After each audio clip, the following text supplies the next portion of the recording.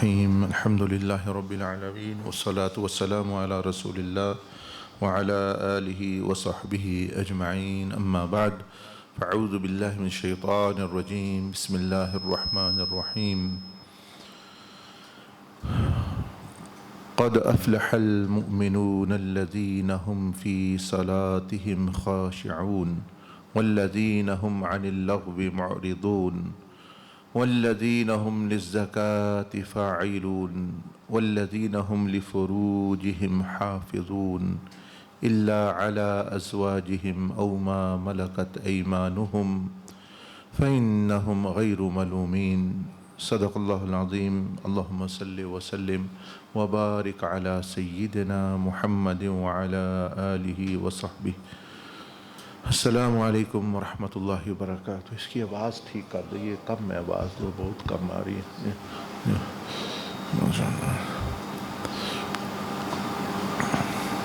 الحمدللہ اللہ جل مجدہ کے فضل اور احسان سے ہم اللہ ہی کی طرف جو راہ جاتی ہے اس کے متعلق سیکھ رہے ہیں۔ ابھی تک آپ نے ماشاءاللہ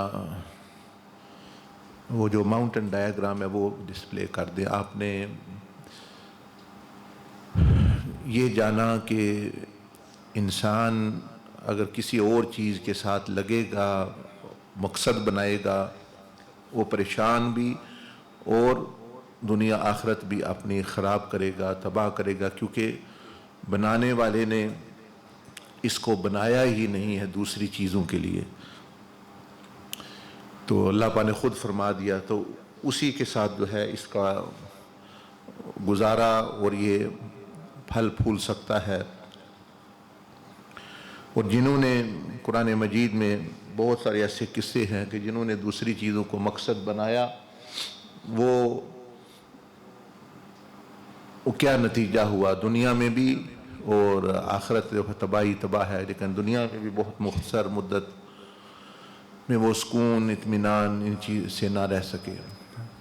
دوسرا پھر بتایا کہ جب اللہ پاک سے پتہ ہے کہ وہی مقصود ہے تو وہ تعلق کس طرح کا رکھنا چاہیے، کس طرح کا نہیں رکھنا چاہیے۔ اب کیونکہ ترجیح اور اللہ پاک کو بندہ کہہ رہا ہے میں نے اللہ تجھے ہی معبود مان لیا، تجھے ہی مقصود زندگی مان لیا، تجھے ہی سب سے زیادہ اہمیت اور ترجیح جو ہے وہ دے دی، لیکن یہ ایک دعویٰ ہے، ایک کلیم ہے۔ کئی لوگ ایسے جن کو باطنیین کہتے ہیں، سیدنا عبدالقادر جیلانی رحمۃ اللہ علیہ اور سیدنا امام ابو حامد غزالی اور دوسرے اولیاء اللہ نے بیان کیا کہ وہ کہتے ہیں کہ اندر سے ہم واقعتاً اللہ پاک کو ہی ترجیح دے رہے ہیں، لیکن ان کے جو ظاہر ہے وہ اور طرح، وہ دوسری چیزوں میں مشغول ہے۔ تو وہ فرماتے ہیں کہ ان کا دعویٰ یہ قبول نہیں، کیونکہ کامل اتباع جو ہے وہ نبی علیہ السلام کے دیکھنا چاہیے کہ آپ سب سے زیادہ اللہ پاک سے محبت کرنے والے تھے، اللہ پاک کی معرفت رکھنے والے تھے، تو آپ کی زندگی جو ہے وہ کیسے گزری؟ تو ان کے ساتھ وہ نہیں مل رہی، مثلا وہ سنت پہ نہیں چل رہے۔ اب وہ کیسے دعوے کر سکتا کہ نبی علیہ السلام سے بھئی نعوذ باللہ ہم زیادہ جان گئے اللہ کی راہ کو، یا ان کے طریقے سے زیادہ جان گئے؟ نہیں، وہ ہے کھلی کھلی گمراہی، اور وہ پھر بلند و بالا دعوے کرتے، کبھی کچھ کبھی کچھ، کبھی کہتے ہمیں یہ ہے، کبھی کہتے ہمیں یہ حاصل ہے۔ یعنی وہ سمجھ لیں کہ بہت سارے ایسے لوگ پہلے بھی ہوئے، اب بھی وہ باطنی، مطلب وہ کہتے ہیں اندر ہی اندر جو کچھ ہے، ظاہر نماز پوری ہو نہ ہو، سنت پوری ہو نہ ہو، اخلاق ہو نہ ہو، ہم پہنچے ہوئے ہیں، ہم مطلب ہے کہ قریب ہیں۔ لوگ بھی کئی سمجھ لیتے ہیں ان کو کہ یہ جی پہنچے، بڑا پڑھا لکھا بندہ ہے، بڑے جی اس کو جو ہے، لیکن وہ پتہ کیسے چلے گا کہ وہ اللہ ہی کو وہ عظمت دے رہا ہے، ترجیح دے رہا ہے۔ اب اللہ پاک نے اس چیز کو اندھیرے میں نہیں چھوڑا۔ تو یہ جو ڈائیگرام ہے آپ دیکھ رہے ہیں، پہاڑ والی جو سب سے آخر پہ جو ہے وہ مقصود اعظم لکھا ہوا ہے، یعنی اللہ، اس کی رضا یا جنت، یہ چیزیں میں جہاں بندہ پہنچتا ہے۔ اب کیسے پتہ چلے گا کہ وہ اللہ پاک ہی کو عظمت، اللہ ہی کی عبادت، اللہ پاک کو ہی ترجیح دے رہا ہے؟ تو اس کا پہلا جو ہے وہ یہ جز جو بیان کیا گیا وہ یہ ہے، وہ آپ کو یعنی میں ابھی اشارہ کرتا ہوں اس طرف کہ اس کی زندگی میں یہ جو درمیان والا پہاڑ ہے، آپ دیکھیں اس پہ لکھا ہوا ہے کہ اللہ کے حکم کو اور اس کے امر کو ترجیح دینا، اس سے پتہ چلنا ہے کہ اس کو اللہ پاک کو ترجیح دیا، ورنہ وہ کہے گا ہاں میں تو جی اللہ رسول کا ہی عاشق ہوں، لیکن جو ہے مطلب کر وہ کچھ مطلب نہیں ہو رہا ہے۔ تو ہو سکتا ہے اس کو محبت بھی ہو، لیکن وہ اس درجے کی محبت کام کی نہیں۔ نبی علیہ السلام نے فرمایا کہ ایمان مکمل نہیں جب تک میری محبت سب محبتوں پر غلبہ نہ ہو، اور جب تک اللہ کی محبت سب محبتوں پر غلبہ نہ پالے تو وہ چیز نہیں، وہاں تو تھوڑی کافی نہیں ہے ادھر۔ تو یہ جو درمیان والا پہاڑ ہے اس پہ آپ دیکھ رہے ہیں اللہ اور اس کے حکم کو ترجیح دینا، یعنی وہ دیکھے زندگی میں کیا میں اللہ پاک کے حکم کو ترجیح دے رہا ہوں، کیونکہ ہر وقت جو نفس بھی حکم دے رہا ہے، شیطان بھی کچھ کہہ رہا ہے، لوگ کچھ کہہ رہے ہیں، تو اس میں اللہ پاک کا بھی حکم ہوتا ہے۔ تو وہ جو وہاں بندہ اوپر رکھتا ہے اس کی عظمت، اس کی ترجیح دیتا ہے کہ نہیں نہیں یہ میں نے، اس سے پتہ چلے گا، اشارہ ملے گا کہ یہ واقعتاً اللہ پاک کو ہی ترجیح دے رہا ہے، کیونکہ اللہ کو ترجیح دینا اللہ کے حکم سے پتہ چلے گا کہ اس کے حکم کو ترجیح دے گا۔ دوسرا اس کے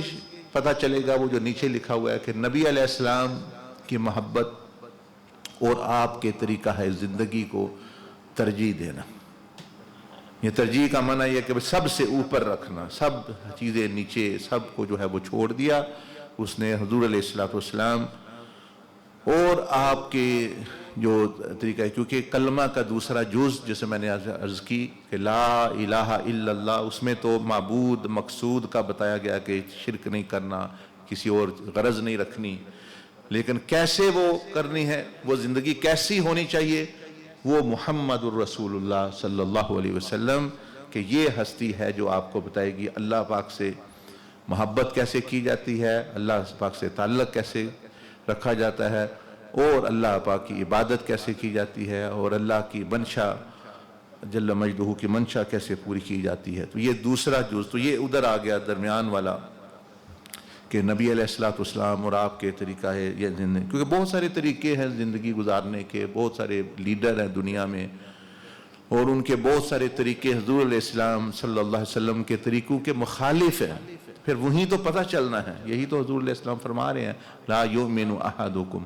کہ وہیں تو پتہ چلنا ہے، ورنہ تو وہ کہے گا میں تو دل میں بڑی محبت رکھتا ہوں جی، مجھے بڑی طلب یہ ہے وہ ہے، لیکن وہ اللہ پاک کے ہاں اس طرح وہ مقبول نہیں چیز ہوتی جب تک کہ جو ہے یہ چیز نہ پائی جائے۔ تیسری چیز کہ وہ مخلوق کو بھی ترجیح دیتا ہے، یعنی مخلوق کو بھی ان کے حقوق کو اور ان پر جو ہے وہ شفقت رکھتا ہے، اور ان کو معافی والا درگزر والا معاملہ، کیونکہ وہ اللہ کے حکم کے تحت کر رہا ہوتا ہے، برائی کا بدلہ بھلائی سے، غلطی ہو جائے معافی، اور جو ہے یعنی تعلق توڑے تو اس سے جوڑنا، یہ سارا مخلوق کی شفقت ہے، یہ وہ اپنے اوپر ان کو ترجیح دے رہا ہے کہ وہ تو مجھ سے تعلق توڑ رہے ہیں لیکن میں جوڑ کے رکھنا ہے، وہ مخلوق کو ہی ترجیح دے رہا ہے نا، وہ تو مجھ سے برائی کر رہے ہیں لیکن میں نے بھلائی کرنی ہے، اب وہ مخلوق کو ترجیح دے رہا ہے۔ تو اس سے پتہ چلے گا کہ اللہ پاک کو وہ اصل میں ترجیح دے رہا ہے۔ اور چوتھی چیز جو درمیان والا جو پہاڑ ہے اس کے اوپر آپ دیکھیں گے کہ بندے کے باطن میں، بندے کے ذہن میں ہر وقت خیالات آتے جاتے رہتے ہیں، ادھر کے ادھر کے،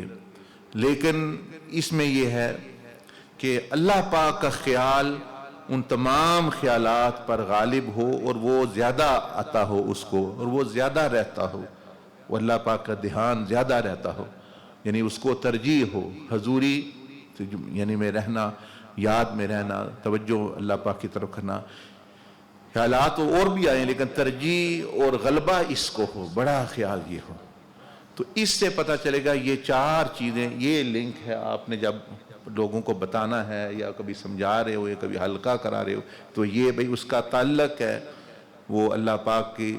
معبود اور مقصود سمجھنا، اور پھر یہ جو ان چار جو ہے بھئی ان سے پتہ چلے گا اب کہ بھئی یہ مجموعی طور پر یہ صفات بندے میں آ گئی. اب آگے چلیں، کیسے پتہ چلے گا کہ یہ کہتا ہے جی میں تو اللہ پاک کے حکم کو ترجیح دیتا ہوں، میں تو نبی علیہ السلام کی سنت کو ترجیح دیتا ہوں، میں تو جو اپنا مخلوق کو دیتا ہوں. اب اس کا بھی اللہ پاک نے آگے رکھا ہے کہ تاکہ وہ دودھ کا دودھ پانی کا پانی ہو جائے.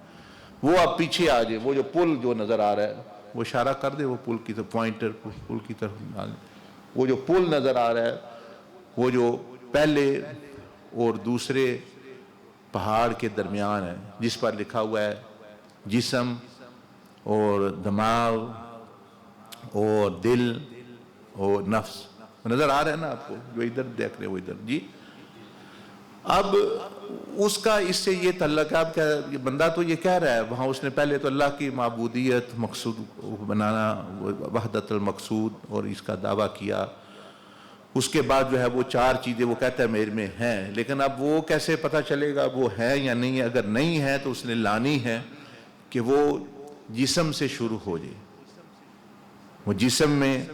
پہلے جو ہے وہ زبان آتی ہے، سب سے اہم چیز. تو اب پتہ کہ وہ زبان کے استعمال میں اللہ پاک کے حکم،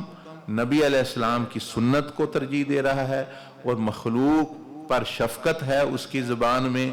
اور زبان حضوری میں استعمال ہو رہی ہے،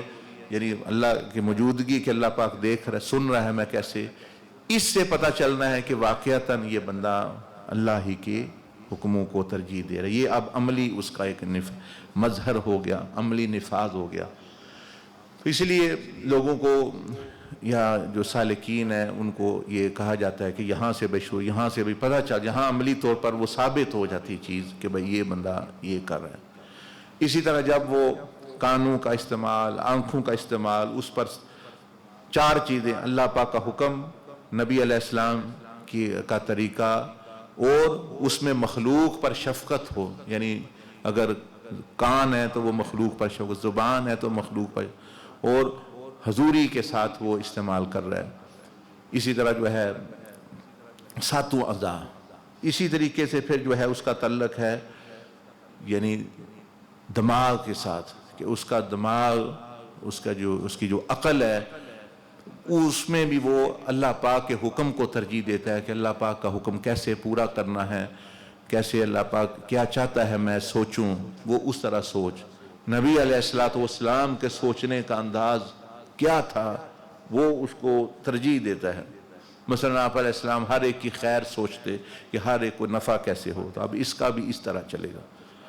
آپ علیہ السلام کا جو خیال مبارک، دماغ مبارک، ذہن مبارک کے ہر ایک کو نقصان سے بچانا، اس کا بھی اس طرح چلے. آپ علیہ السلام کسی سے بغض نہیں اپنا رکھا، یعنی اپنا وہ تو انبیاء ویسے ہی معصوم ہوتے ہیں. آپ نے فرمایا مثلا سیدنا انس رضی اللہ تعالیٰ عنہ کو کہ میری سنت ہے کسی کے ساتھ بغض نہ رکھنا، تو تم آپ بھی کوشش کریں نہ رکھیں، اس رات اس حال میں نہ گزاریں. تو یہ چیز جو ہے وہ اس کی عقل میں، اور یعنی وہ آ جائے کہ اس کی عقل بھی نبی علیہ السلام کی عقل کے پیچھے، اور اللہ پاک کے حکم اور حکمت کے پیچھے، اور مخلوق پر شفقت کرنے والی ہے. تو اس سے پھر پتہ چلے گا واقعتاً وہ ہے اللہ پاک کو ترجیح دے رہا ہے، اللہ کا قرآن. یہی پھر آزمائش ہے، اسی لیے اللہ پاک نے دنیا میں ہمیں بھیجا، وہ جو جسم جو ہے وہ دے کے. اسی طرح دل جو ہے تیسری چیز، کہ دل میں اللہ کے حکم کو کس طرح ترجیح دے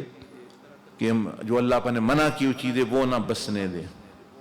حسد، بغض، کینہ، یہ نفرت، دنیا کی ان کو نہیں وہ بسنے دیتا. وہ کہتا ہے جو اللہ پاک نے حکم دیا، جس کا نبی علیہ السلام کے دل میں وہ قلب مبارک میں جو صفات تھیں وہ مجھ میں آ جائیں، وہ ان کو بھی دے رہا. تو پھر واقعہ بھی پتہ چل رہا ہے. اسی طرح نفس بھی جو ہے وہ پاک کر لگے. تو یہ چار چیزوں کا بھی تعلق آپ کو اب پتہ چل گیا. وہ مقصود اعظم سے پہلے تو وہ چار صفات کا، اور ان کا بھی آپ دیکھیں کہ یہ ایسے نہیں ہے جی زبان ٹھیک کرو آنکھیں، ان کا تعلق ہے یہی تو وہ یعنی دودھ کا دودھ پانی کا پانی کرتی ہیں چیزیں. اعمال پر تو فیصلہ ہونا ہے، یعنی اعمال بندہ جس طرح یعنی کرتا ہے، وہ تو نیت تھی، وہ تو اللہ چلو چیز ہو گئی. اب یہ 4 چیزیں بھی ہو گئیں. اب جو ہے آخری رہ گیا وہ جو شروعات کا جو ہے، یعنی وہ جو 4 شرطیں ہیں، عقیدہ، فقہ، توبہ اور مجاہدہ. اس کا بھی تعلق وہ اینڈ والی آخر اللہ پاک کی ذات کو ترجیح دینے، اللہ پاک ہی کو مقصود اعظم جاننے ماننے کے ساتھ ہے. کیسے کہ اب بندہ دنیا میں مختلف عقائد ہیں. اب یہ کہتا ہے آمنت باللہ، میں تو اللہ پاک پر ایمان رکھتا ہوں. اب اس نے اللہ پاک کو ترجیح دے دی کہ میں تو اللہ لا الہ الا اللہ، وہی بات آ گئی. پھر اللہ پاک نے جو حکم دیا کہ میرے فرشتوں کو مانو، یہ کہتا ہے میں ان کو مانتا ہوں. شیطانوں پر میں ان کو ترجیح دیتا ہوں، میں شیطانوں کے ساتھ میرا تعلق نہیں ہے، میں ان کے ساتھ نہیں رکھتا. میں ترجیح دوں گا ملائکہ کو، جس سے وہ خوش ہوتے ہوں، جس سے وہ ان کو فائدہ ہوتا ہو، جس سے وہ میرے قریب آئیں. میں وَكُتُبِهِ، کتابوں، وہ اللہ کی کتابوں کو ترجیح دیتا ہے. جو دوسرے لوگوں نے لکھی ہوئی ہیں جو اس کے خلاف ہے، اپنے نظام بنائے ہیں، ان کو اللہ کی کتابوں کو ہی ترجیح دیتا ہے. وہ کہتا ہے نہیں، میں ان کو ایمان سب پہ وہ لاتا ہے اور قرآن مجید کو ترجیح دیتا ہے، یہی کیونکہ پہلی جو ہے وہ منسوخ ہو. وَرُسُلِهِ،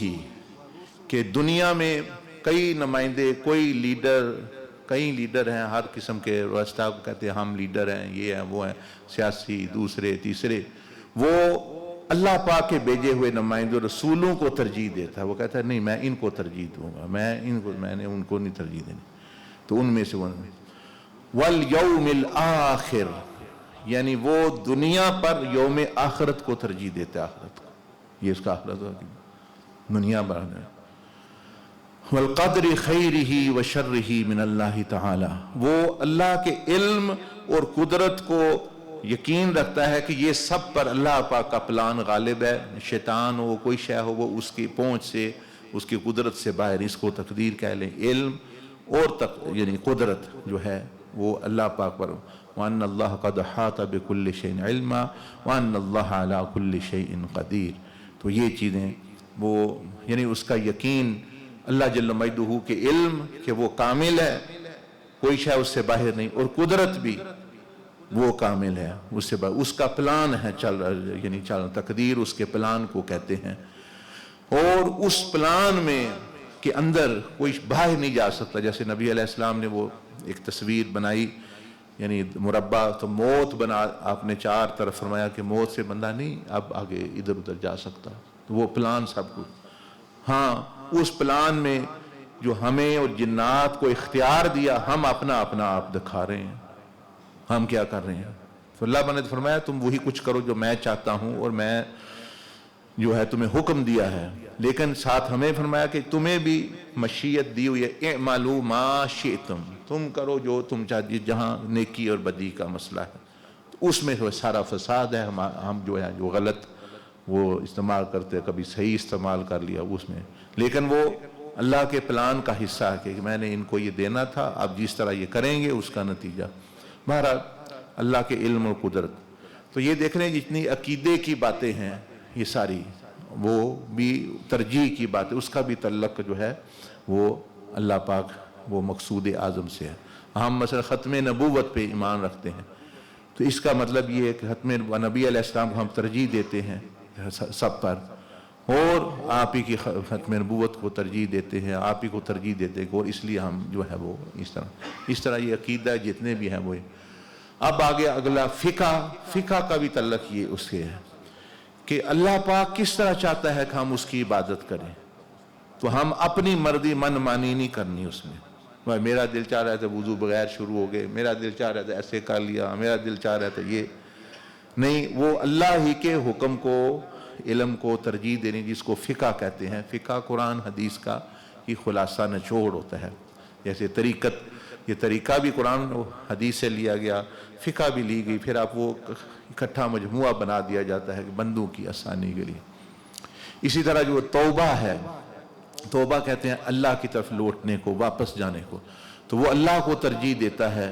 اس معاملے میں کہ جو غلطی ملتی ہے میں کسی اور طرف رجوع نہیں کرنا، میرے گناہ اگر معاف کرنے ہیں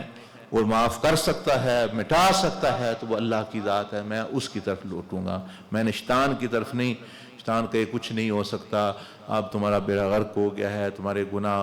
معاف نہیں ہو سکتے، تو نہیں، وہ اللہ پاک ہی وہ ترجیح دیتا ہے کہ توبہ کا تعلق اللہ پاک سے کہ نام سے ہے تواب۔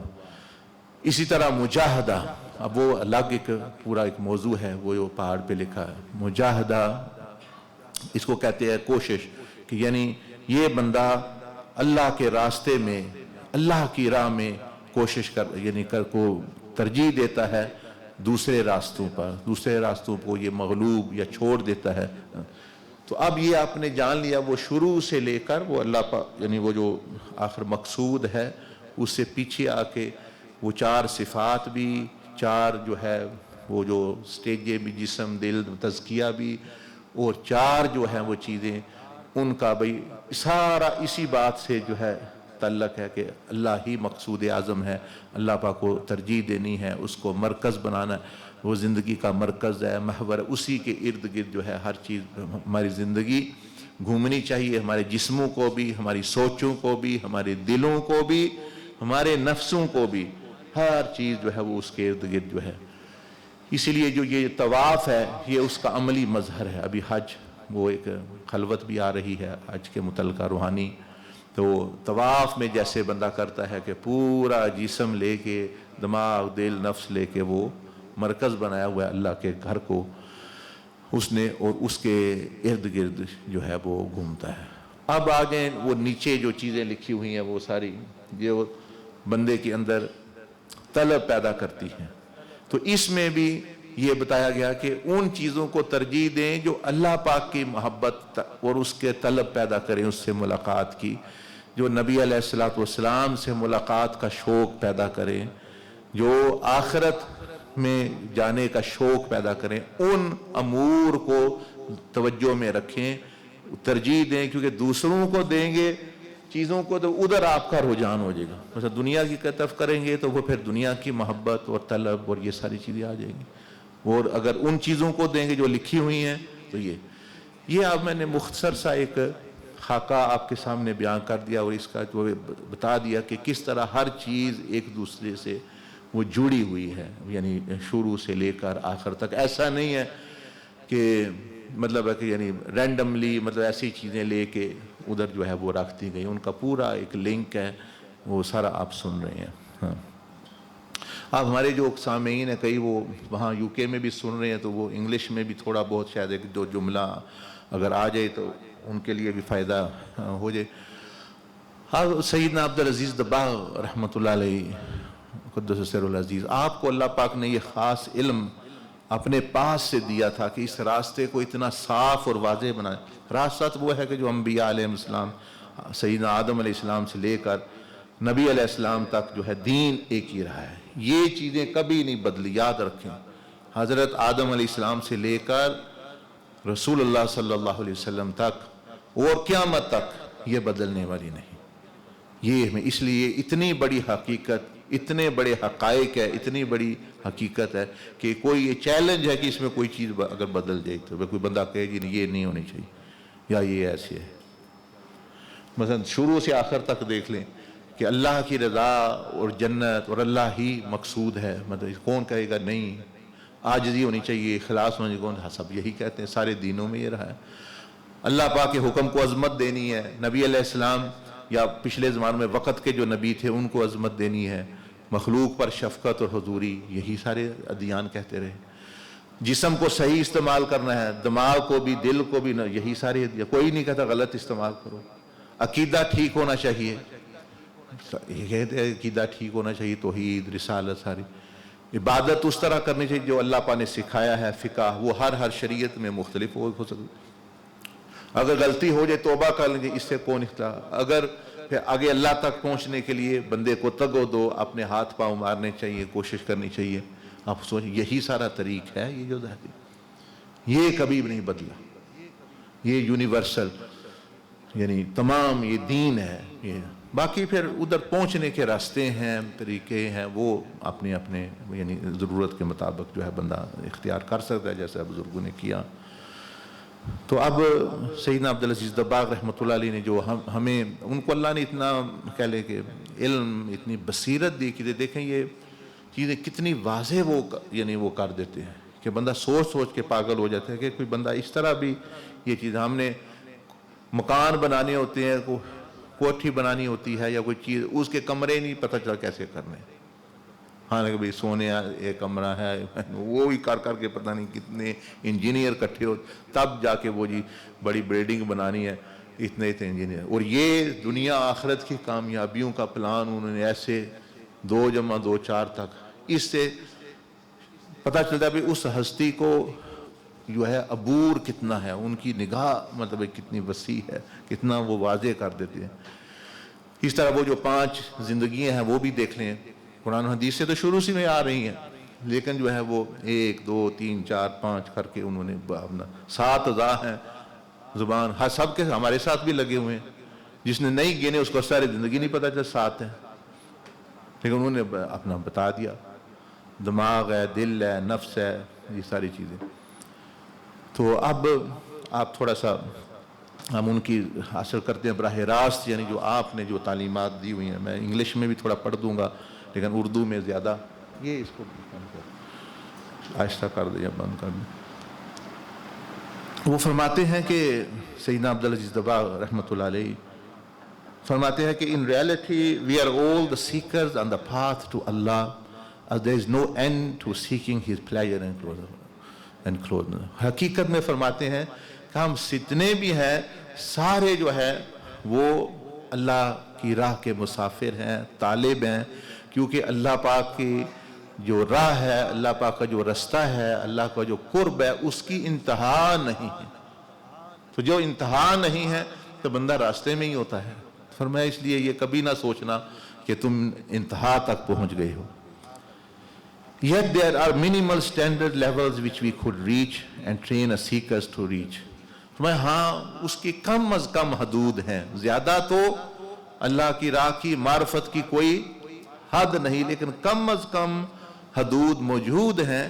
وہ ہم خود بھی اور جن کو ہم نے تربیت کرنی ہے ان کو بتا سکتے ہیں بھئی یہ حدود ہے، کم از کم اتنا تو کرو، اتنا کرو گے تو کامیابی جو ہے وہ مل جائے گی۔ زیادہ جو انتہا ہے وہ تو سیدنا ابوبکر صدیق رضی اللہ عنہ جیسے بڑے عارف نے بھی فرمایا کہ سبحانک ما عرفناک حق معرفتک، یا اللہ تجھے نہیں پہچان سکے، ایک اللہ کی صفت کو نہیں بندہ یعنی اس کی معرفت پوری حاصل کر سکتا، یعنی اتنی بڑی۔ تو فرماتے ہیں لیکن کم از کم اتنے بھائی مثلا زبان کی حدود بتا دیں، اب زبان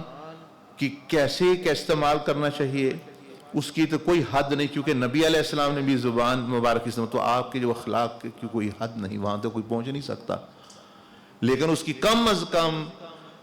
حدود یا پیمانے لمٹس جو ہیں وہ بتا دی گئیں، غیبت ہے یہ نہیں کرنی، یہ نہیں کرنا، وہ کرنا ہے، اچھے اخلاق وغیرہ وغیرہ وغیرہ چیزیں۔ فرمایا after this he or she stays steadfast on the Sharia and guiding principles of Tariqah, then their journey is endless and we just simply move out of the way as they continue with their journey. فرمایا کہ جو مربی ہے، جو شیخ ہے، اس کو بندوں کو، مریدوں کو غلام نہیں بنانا چاہیے، اس کو جب آپ نے سکھا دیا وہ پھر اپنے اس کے جو طریق پر استقامت کے ساتھ چلے، سارا وہ طے کر لے جو مطلب منیمم سٹینڈرڈ جو دیا گیا ہے، باقی پھر جو ہے وہ روحانی دنیا میں اور طریقت میں آگے بڑھتا رہے، اس کی کوئی انتہا نہیں، بلکہ فرمایا کہ جو بتانے والا ہے وہ اب راستے سے ہٹ جائے، درمیان میں سے اس کو ایک ٹائم ہٹ جانا چاہیے،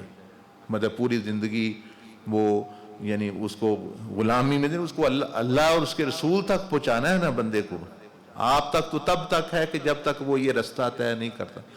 جب وہ چل پڑا استقامت شریعت کے مطابق پھر فرمایا ہٹ جاؤ اور اس کو چلنے دو، وہ جانے، اس کا رب جانے، وہ جانے، اللہ کا رسول جانے، وہ اس کا اور ان کا معاملہ ہے، یہ ہمیشہ کا ساتھ اس طرح نہیں۔ ہاں فرمایا if they seek further guidance then of course we are always there to guide them. ہاں اس کو رہنمائی کی ضرورت ہو پھر بھی کہیں تو وہ بے شک پوچھ لے، کیونکہ آگے بھی ایسے درجات آنے والے ہیں. لیکن اگر وہ انہی چیزوں پر رہے تو وہ چیزیں یعنی پھر آپ نے فرمایا کہ کسی کی رہنمائی کرنا اس راستے میں، guiding a seeker to Allah is the most intense and can be most difficult job in the whole of the world. فرمایا کسی کی رہنمائی اس معاملے میں، کسی کو گائیڈ کرنا، کوچ کرنا دنیا کا مشکل ترین کام ہے جو انبیاء علیہ السلام کو دیا گیا. مطلب یہ ایک بندہ آپ کے پاس کہنے پہ نہیں چلتا، لڑائی ہو جاتی ہے، جھگڑا ہو جاتا ہے، وہ لوگ مطلب ہے کہ یعنی بڑی آسانی کے ساتھ مطلب اب یہ ہے کہ ایک ولی ہے یا انبیاء علیہ السلام گزرے ہیں، ولی ان کے جو آگے سالک چلنے والے ہیں وہ غلطی در غلطی، غلطی در غلطی. اب وہ تو پہلے دن بتا دے یہ زبان ہے، کان ہے، آنکھ ہے. وہ دوسرا بندہ ہو تو دوسرے دن تنگ آ جائے، کہیں آپ کو اب یہ 2 سال ہو گئے آپ کو یہی نہیں ہے، پھر مطلب یعنی کہ وہ تو تنگ آ کے مطلب تو یہ فرمائے اس رستے میں بتانے والے کو، سکھانے والے کو خود بھی بہت انتہائی صبر مطلب ہے، کیونکہ وہ شیخ اور مرشد وہ اللہ کا کی صفات کا جو ہے مظہر بنے کہ جس طرح اللہ ہزاروں دفعہ بندے کی غلطی معاف، توبہ قبول، اسی طرح وہ کرتے ہیں. ہاں وہ خود ہی چھوڑ کے کوئی بندہ چلا جائے تو پھر وہ الگ بات ہے، لیکن جو ہے وہ مطلب یہ چیز فرمایا this is not a job like any other where you can start at prescribed time and leave at prescribed time. فرمایا یہ کسی دوسرے کاموں کی طرح کام نہیں ہے کہ بھئی 9 سے 5 بجے تک ہے جی آپ جی ٹائم ختم ہو گیا. یہ مطلب ہے روحانی دنیا میں بھی چل رہا ہے اور مطلب ہے کہ یہ چل رہا ہے. A guide is helping and supporting physically. جو مرشد ہے وہ یعنی مدد اور نصرت کر رہا ہے چلنے والوں کی، یعنی ظاہری طور پر بھی جتنی ضرورت ہو،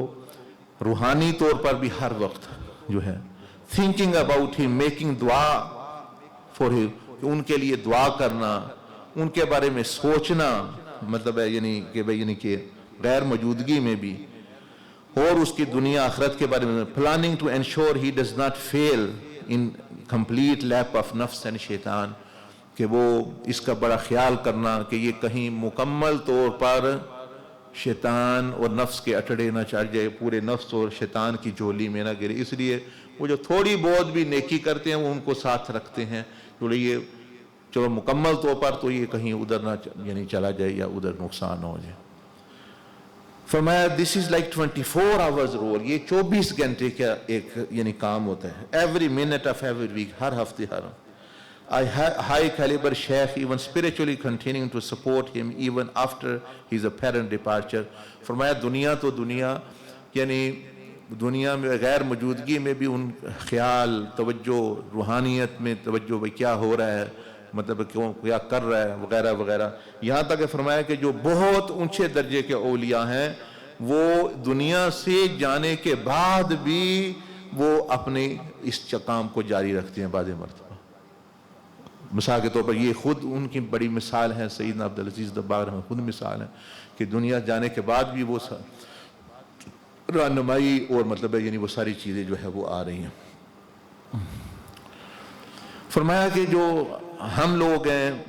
یعنی چلنے والے،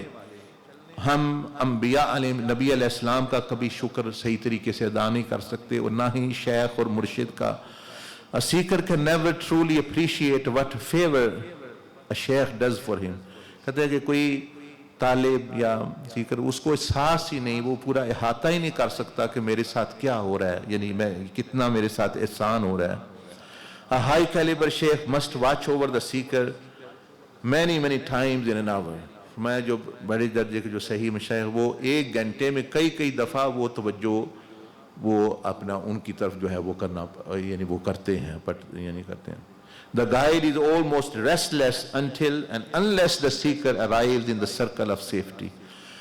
وہ بے چین رہتے ہیں، ان کو سکون نہیں آتا جب تک کہ وہ دیکھتے ہیں کہ یہ کوئی بندہ، کوئی طالب جو ہے کم از کم یعنی اللہ کے عذاب سے، شیطان سے، نفس سے جو ہے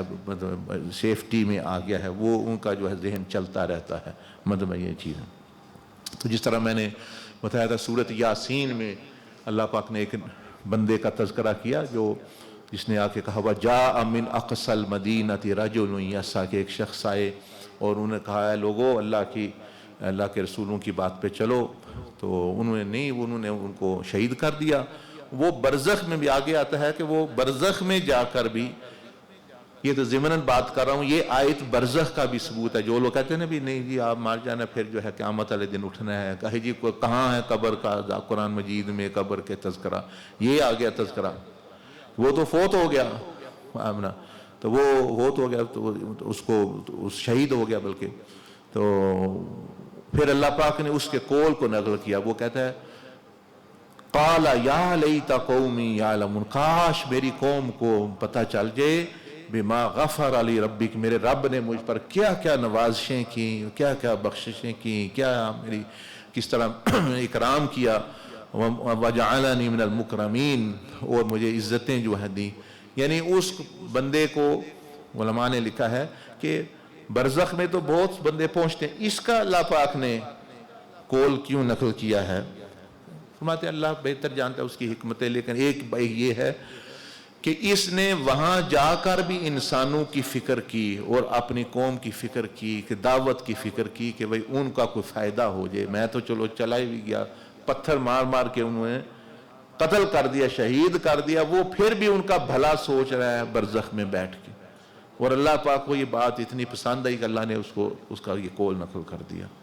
اور وہاں سے یہ عقیدہ بھی پتہ چل گیا اہل سنت کا کہ برزخ ہے، وہاں باتیں بھی ہوتی ہیں، وہاں عزتیں بھی دی جاتی ہیں، وہاں سب کچھ ہوتا ہے، اور قیامت اور موت کے درمیان ایک بہت بڑی زندگی ہے۔ ہاں یہ بات وہ ہمارے فرمایا کہ as the seeker may have proved to the sheikh beyond and reasonable doubt via various modes of testing that can withstand the nafs and trickery of shaitan coupled with dunya over a period of time, then only by the mercy of Allah and the faith from the mashayikh where the seeker can remain steadfast as there is a light of protection over his life too۔ فرمایا کہ جب کوئی سالک یعنی چلنے والا، یعنی بد دل نہیں بندے نے ہونا، نا امید نہیں ہونا، یہ نا امیدی جو ہے یہ شیطان کی صفت ہے، بری صفت یعنی اس کی، یہ ابلیس جو ہے نا اس کا مطلب ہی لفظی ہے کہ مایوس۔ تو جس بندے پر کوئی مایوسی طاری ہونا شروع ہو جائے یا ایسے خیال، وہ یکدم الرٹ ہو جائے کہ مجھ پر شیطانی حملہ ہو گیا ہے، آپ بچ جائے تو اس کی قسمت ہے، اللہ کا فضل ہے، اس پر ہو گیا ہے۔ کیونکہ مایوسی جو ہے یہ اللہ پاک نے اس کو کفر کے ساتھ جوڑا ہے، کیونکہ مایوسی کا مطلب ہے کہ میرا معاملہ اللہ بھی ٹھیک نہیں کر سکتا، تو اللہ کی قدرت کو جو محدود کر رہا ہے، اللہ کی رحمت کو جو محدود کر رہا ہے، تو وہ ایمان کیسے بچے گا اس کا؟ مایوسی کا مطلب یہ ہے کہ اب اللہ بھی میرا معاملہ ٹھیک نہیں کر سکتا، تو اب میں پھر وہ ایسے اقدام اٹھائے گا، کوئی خودکشی کرے گا، کوئی کچھ کرے گا، کوئی کچھ کرے گا، وہ معاملہ مانا۔ تو یہ یعنی چیز تو یہ یاد رکھ لیں، مایوسی کا مطلب میرا کچھ نہیں، اس کا کوئی حل نہیں، دنیا میں کوئی ایسی چیز نہیں اللہ نے پیدا کی، ہر ایک چیز کا حل دنیا میں، آخرت میں، یا کسی نہ کسی طریقے کا اس کا موجود ہے، اس کا بدلہ۔ ایسا نہیں ہے کہ بھئی اب کچھ نہیں ہو سکتا، خاص طور پر یہ نیکی بدی کے معاملے میں بڑے بڑے مطلب ایسے گناہگار لوگ مطلب یعنی اللہ پاک نے بخش دیے اور ان کا معاملہ ٹھیک ہو گئے کہ بندہ حیران ہو جاتا ہے۔ وہ ڈرنا بھی چاہیے، ایسی نیکیاں کرنے والے جو ہے وہ پکڑ بھی ہو جاتی ہے۔ تو فرمایا کہ مربی کا کام ہے، مبلغ کا کام اور مربی کے وہ خیال کرے کہ جب تک کہ وہ نفس اور شیطان کے دھوکوں سے بار بار پتہ چلے یہ بچ سکتا ہے، اس پر یہ ہوا، یہ بچ سکتا ہے، پھر اس کا ساتھ دے، اور جب تک کہ وہ استقامت کا نور اور حفاظت کے نور میں نہ پہنچے۔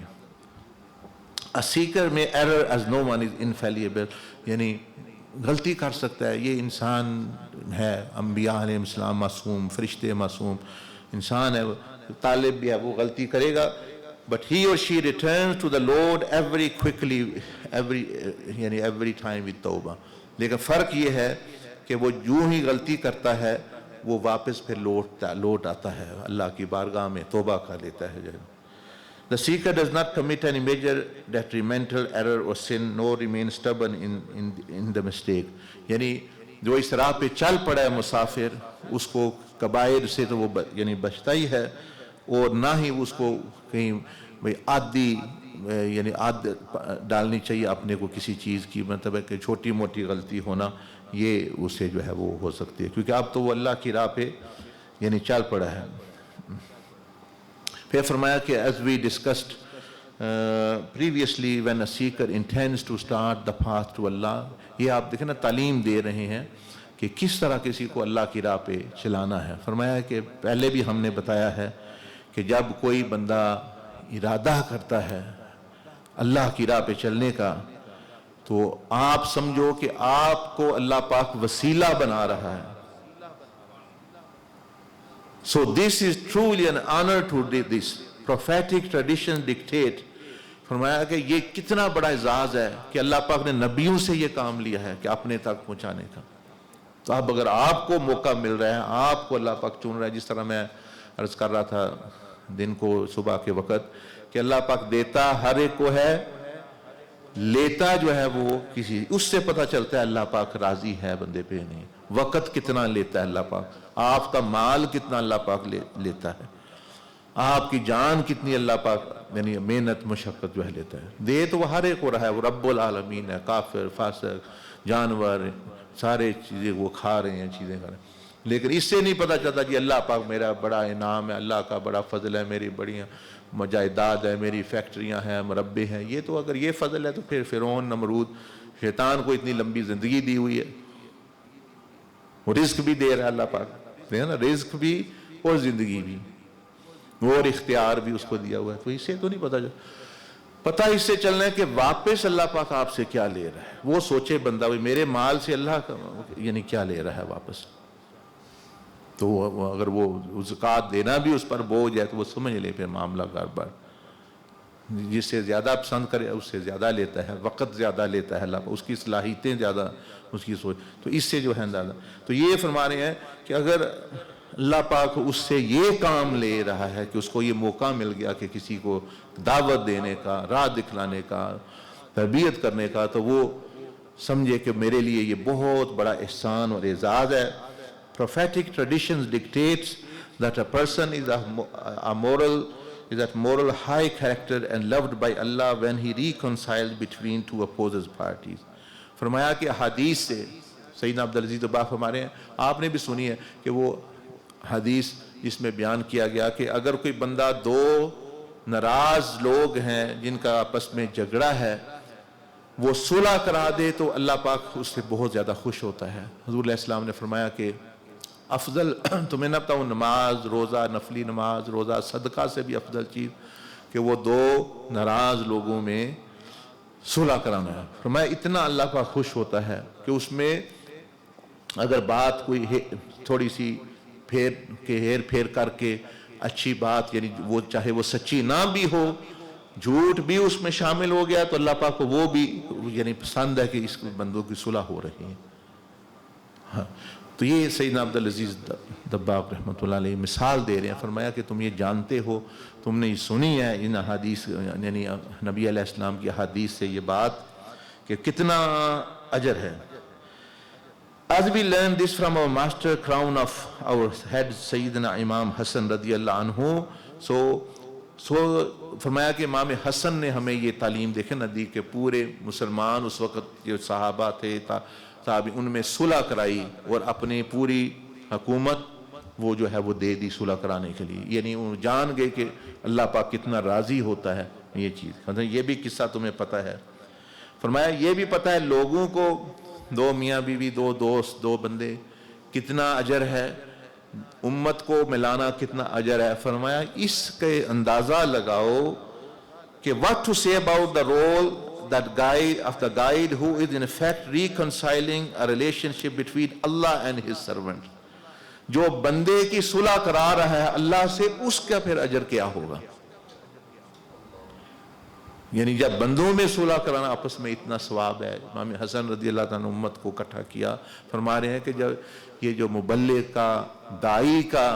جو مرتبہ یا مقام کیا ہوگا پھر کہ جو بندوں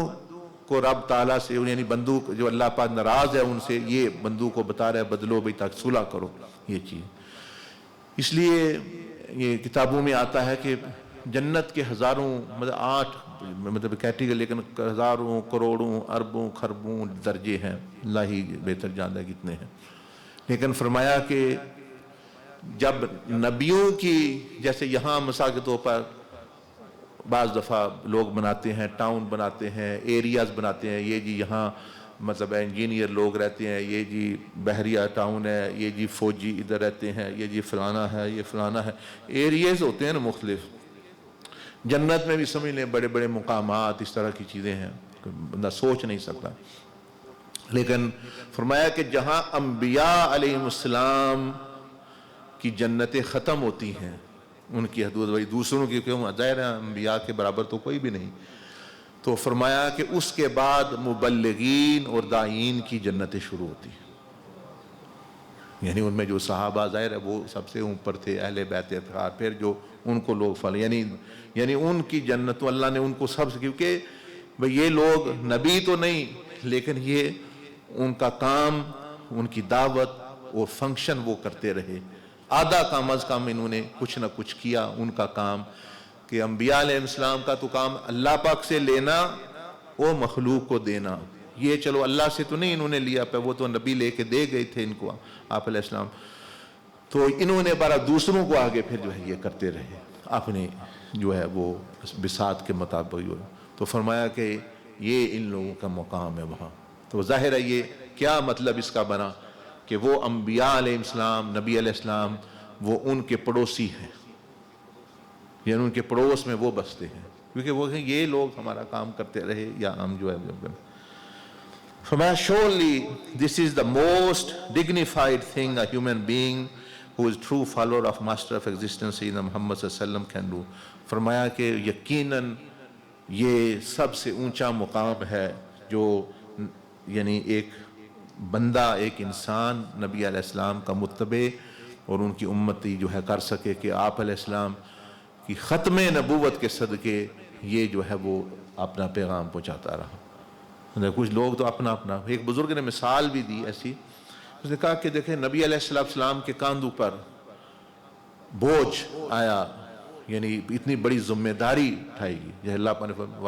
فرمایا کہ الذی انقض ظہرک، آپ پر قیامت تک کے آنے والے لوگوں کی ذمہ داری کہ ان کو قیامت کے دن بھی ذمہ داری ہے شفاعت کی. دیکھیں نا کتنی، صرف دنیا ظاہری زندگی. اب وہ فرماتے ہیں کہ جب حضور علیہ السلام پر اتنا جو ہے ذمہ داری ڈالی گئی تو سامان ہے، ایسے مثال لے لیں بہت بڑا سامان آپ کو دے دیا گیا اٹھانے کے لیے. فرمایا ایک تو یہ ہے کہ مثلا انہوں نے مثال دی کہ آپ علیہ السلام تشریف لے جا رہے ہیں اور آپ کے پاس سامان بہت زیادہ ہے اٹھانے کے لیے، کئی مطلب کلو ہیں ادھر، یہ سارا بڑی مشکل سے وہ اٹھائے جا رہے ہیں. تو دوسرے لوگ جو ہیں وہ اپنا اپنا سامان لے کے چل رہے ہیں، مطلب یہ بھی بندہ اپنا سامان لے کے چل پڑا، وہ بھی اپنا سامان، قافلہ چل رہا ہے اور ہر ایک اپنا اپنا سامان، کیونکہ ہر ایک کی اپنی اپنی ذمہ داری، وہ اپنا اپنا سامان لے کے وہ بھی قافلے میں چل رہے ہیں. ادھر آپ علیہ السلام ہیں، ان کے پاس 100 بندے کا سامان ہے، وہ اکیلے اونٹوں پہ یا کیسے ان کو مینج کر مثال کے طور پر کر رہے ہیں. لیکن ظاہر ہے مشکل بات ہے اتنی بڑی ذمہ داری. تو فرمایا کہ ہر ایک اپنا اپنا، لیکن ان میں سے ایک بندہ آتا ہے قافلے سے، مطلب اس قافلے میں تھی، اس کے میں بھی سامان، وہ کہتا ہے یا رسول اللہ صلی اللہ علیہ وسلم یہ آپ پر کا سامان بہت زیادہ ہے، مجھے بھی خدمت کا موقع دے، میں بھی آپ کا کچھ بوجھ اٹھا لوں. اب وہ آپ علیہ السلام کا بوجھ اٹھا لیتا ہے، کچھ سامان اٹھا لیتا ہے. اب وہ فرماتے ہیں کہ دیکھیں اب نبی علیہ السلام کو جو اس سے تعلق قائم ہوگا وہ دوسروں سے نہیں ہوگا، ناراض وہ دوسروں پر بھی نہیں،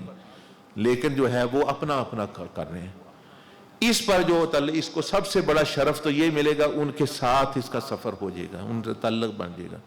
دوسرا یہ ملے گا کہ اس سے وہ باتیں کریں گے، اس کے بعد یہ گفتگو بھی فرمائیں گے. تیسرا اس کو یہ ملے گا یہ بھی کوئی بات ان سے کر سکتا ہے، اور ساتھ ملے گا ان کا جو ہے چیزیں کی. فرمایا کہ یہ مثال ذہن میں رکھو، بس ایسے ہی چل رہی ہے کہ جو صرف اپنے اپنے عمل، اپنی اپنی نیکی، اپنی اپنی نمازیں روزہ وہ یہ کر رہے ہیں، وہ اپنا بوجھ اٹھا گئے. چلو آپ علیہ السلام ان پر بھی ناراض نہیں، چلو یہ اپنا تو کر رہے ہیں اپنا. اب دوسرا ہے بوجھ، بہت یعنی سامان کا نبی علیہ السلام پر ہر اب اس میں فرمایا کہ مبلغ اور دائی وہ بندہ ہے امت محمدی میں سے جو میدان میں آتا ہے، وہ نبی علیہ السلام کے پاس گویا جاتا ہے، کہتا ہے کہ مجھے آپ موقع دیں، آپ پر جو بوجھ ہے میں بھی اٹھاؤں، اس میں جتنا اٹھاؤں۔ اب وہ جتنا کسی نے اٹھا لیا، اب ظاہر ہے وہ اس کا جو تعلق جو نبی علیہ السلام سے بنے گا، لوگ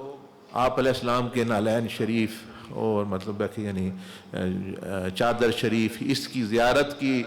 حضور علیہ السلام کی زیارت کی خواہش کرتے ہیں، اس کو نبی علیہ السلام خود اپنی زیارت کا شرف ساتھ اپنا بخشتے ہیں، کیونکہ اس نے کام ہی ایسے اس نے کر لیا۔ پھر جتنا کسی نے بوجھ اٹھایا، مثلا جو سیدنا عبدالقادر جیلانی رحمۃ اللہ اٹھایا، امام حسن بصری نے اٹھایا، امام